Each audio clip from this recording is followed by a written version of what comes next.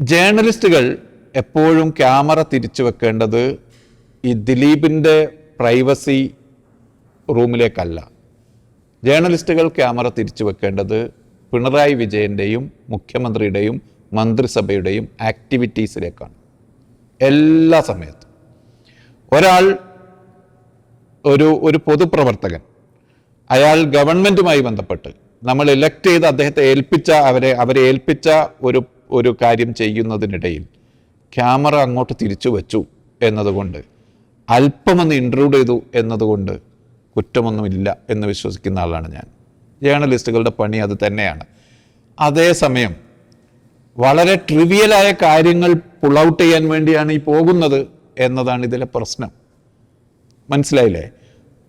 വെറുതെ ഒരു കോൺഫ്ലിക്റ്റ് ഉണ്ടാക്കാൻ വേണ്ടി പോവുക, അതിൽ ഔചിത്യബോധമില്ലാതിരിക്കുക, ഈസിലി ആക്സസിബിളായ ആളുകളുടെ അടുത്ത് ആവർത്തിച്ച് ഇങ്ങനെ മൂക്കിന് തട്ടുന്ന വിധത്തിൽ മൈക്ക് വെക്കുക, അതിൻ്റെ ആവശ്യമില്ല. കടക്ക് പുറത്ത് എന്ന് ജേർണലിസ്റ്റുകളോട് പറയാൻ ഒരു ഭരണാധികാരിക്കും അവകാശമില്ല. കാരണം അവരുടെ മുന്നിൽ, ക്യാമറകളുടെ മുന്നിൽ, മീഡിയയുടെ മുന്നിൽ തന്നെ നടപ്പാക്കപ്പെടേണ്ട ഒരു കാര്യമാണ് ഗവേണൻസ്. അവരുടെ സ്ക്രൂട്ടിനിക്ക് വിധേയമാകണം. പക്ഷേ അനാവശ്യമായ സ്ഥലത്തേക്ക്, ഒരു കാര്യവുമില്ലാത്ത സ്ഥലത്തേക്ക് ആവർത്തിച്ച് ട്രിവിയലായ ആവശ്യങ്ങൾക്ക് വേണ്ടി കടന്നു ചെല്ലേണ്ട ഉത്തരവാദിത്വം മാധ്യമങ്ങൾക്കുമില്ല.